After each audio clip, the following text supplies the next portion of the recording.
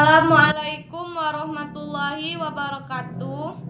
Baiklah, perkenalkan nama saya Dita Amelia, NIM 2020161165, mata kuliah Filsafat Umum, dosen pengampu Amiruddin SPDI MPDI. Baiklah, sebelumnya pertama-tama saya di sini akan mempresentasikan tugas saya, yaitu yang pertama eksistensialisme. Eksistensialisme adalah aliran filsafat yang memandang segala gejala dengan berpangkal kepada eksistensi. Nah, sebenarnya istilah eksistensi itu tidak menunjukkan suatu sistem filsafat secara khusus. Eksistensi adalah cara berada di dunia benda mati dan hewan tidak menyadari keberadaannya. Akan tetapi manusia sadar hal tersebut. Itulah sebabnya segala sesuatu mempunyai arti sejauh masih berkaitan dengan manusia. Dengan kata lain, manusia memberikan arti kepada segala hal. Ada beberapa hal yang dapat mengidentifikasikan ciri dari aliran eksistensialisme ini. Eksistensialisme ini adalah pemberontakan dan protes terhadap rasionalisme dan masyarakat modern, khususnya terhadap idealisme Hegel. Dan juga eksistensialisme adalah suatu proses atas nama individualis terhadap konsep-konsep filsafat akademis yang jauh dari kehidupan konkret. Nah, adapun yang B-nya, eksistensialisme ini juga merupakan pemberontakan terhadap alam yang impersonal atau tanpa kepribadian dari zaman industri modern dan teknologi serta gerakan massa. Adapun yang ketiga ialah eksistensi merupakan protes terhadap gerakan-gerakan totaliter, baik gerakan fasis, komunis yang cenderung menghancurkan atau menenggelamkan perorangan di dalam kolektif atau massa. Nah, eksistensi ini juga menekankan situasi manusia dan prospek atau harapan manusia di dunia.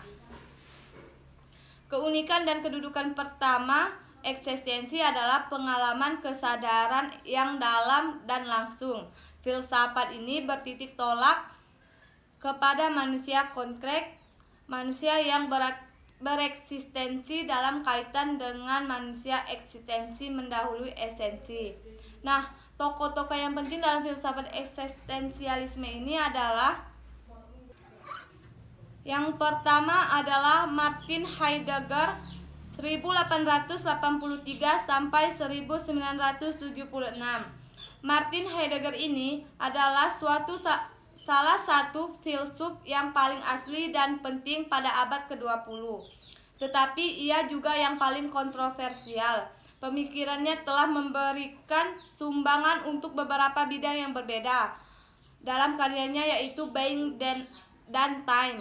Ia mencoba untuk mengakses being dengan melalui analisis fenomenologis tentang eksistensi manusia atau desain yang berkenaan ke karakter duniawi dan sejarah manusia. Dalam karya-karyanya berikut adalah Heidegger menekankan nihilisme masyarakat teknologi modern dan berusaha untuk memenangkan tradisi filsafat barat kembali ke pertanyaan yang ada. Ia meletakkan penekanan pada bahasa pertanyaan tersebut. Tulisannya yang sangat sulit, namun Being dan Time tetap masih yang saling berpengaruh. Adapun yang kedua adalah Jean Paul Sartre 1905 sampai 1980. Jean Paul Sartre adalah seorang ateis dan satu-satunya filsuf kontemporer yang menempatkan kebebasan pada titik yang sangat ekstrim. Ia berpendapat bahwa manusia itu bebas atau sama sekali tidak bebas. Tentang kebebasan, Sartre mengatakan manusia bebas, manusia adalah kebebasan. Ia berpendapat bahwa kebebasan bukan merupakan ciri, tetapi manusia itu sendiri. Konsep kebebasan ini membawa Sartre kepada penolakan akan Allah. Kalau ada Allah, maka Allah sudah mengetahui esensi dari manusia. Manusia tidak lagi bebas. Manusia akan melakukan apa yang sudah ditentukan oleh Allah, tetapi hal tersebut tidak mungkin karena pada manusia eksistensi mendahului esensi. Oleh karena itu, ia berpendapat bahwa tidak ada Allah.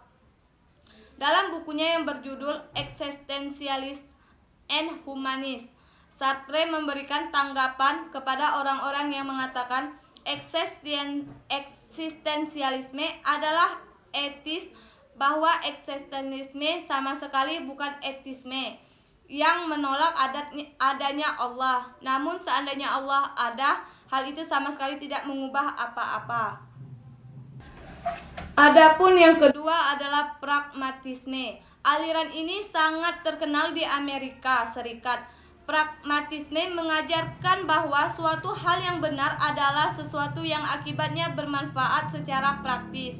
Jadi, pragmatisme memakai akibat-akibat praktis dari pikiran dan kepercayaan sebagai ukuran untuk menetapkan nilai kebenaran. Kelompok ini bersikap kritis terhadap sistem-sistem filsafat sebelumnya seperti bentuk-bentuk aliran materialisme, idealisme, dan realisme. Mereka berpendapat bahwa filsafat pada masa lalu telah keliru karena mencari hal-hal yang mutlak, yang ultimate. Adapun tokoh-tokoh terpenting dalam aliran ini adalah William James 1842 sampai 1910. Pragmatisme pertama kali diumumkan dalam sebuah kuliah di Berkeley pada tahun 1898 berjudul Philosophical Conception and Practical Result. Sumber-sumber lanjutan mengenai pragmatisme disampaikan di Wellesley College pada tahun 1905, Lowell Institute dan Columbia University pada tahun 1906 dan 1907. Pragmatisme yang muncul dalam bukunya terbagi menjadi 6 hal: temperamen filosofis, teori kebenaran, teori makna, heuristik tentang pengetahuan, pandangan, metafisika, dan metode penyelesaian sengketa filosofis. Dan James memandang pemikirannya sebagai kelanjutan dari empirisme Inggris. Namun empirismenya bukan merupakan upaya untuk menyusun kenyataan berdasarkan atas fakta-fakta lepas sebagai hasil pengamatan. Tetapi kebenaran merupakan suatu proses, suatu ide dapat menjadi benar apabila didukung oleh akibat-akibat atau hasil dari ide tersebut. Oleh karena itu, kebenaran baru menjadi suatu yang real setelah melalui verifikasi praktis. Baiklah, hanya itulah yang dapat saya sampaikan. Saya akhiri. Wassalamualaikum warahmatullahi wabarakatuh.